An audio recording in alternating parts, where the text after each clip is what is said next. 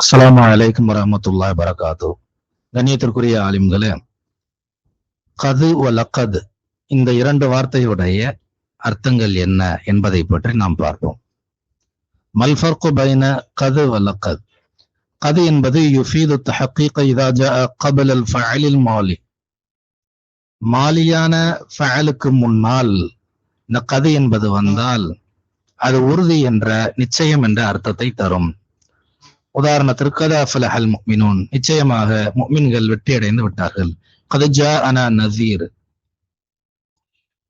எச்சரிக்கை செய்பவர் நம்மிடத்தில் வந்து விட்டார். அதே மாதிரி கது என்பது முலாரியான ஃபஅலுக்கு முன்னாடி வந்தா அது குறைவு என்ற அர்த்தத்தை, அது சில வேலை அப்படின்ற அர்த்தத்தை தரும். உதாரணத்துக்கு கது யஃப்ஷுலுத்தில் மீது, மாணவன் வெற்றி அடையலாம், சில வேலை தோல்வி அடையலாம். எஃப்ஷுலுண்டா தோல்வி அடையலாம் அப்படின்ற அர்த்தத்துல வரும். அப்ப மாலியான ஃபஅலுக்கு முன்னாடி கது வந்தால் நிச்சயம் என்ற அர்த்தம். முலாரியான ஃபஅலுக்கு முன்னாடி கது என்பது வந்தால் அது ஒரு உறுதி இல்லாத அர்த்தத்தை தரும். சரிங்களா? அதே இது லக்கது என்பது வந்தால் அது எந்த அர்த்தத்துல வரும்?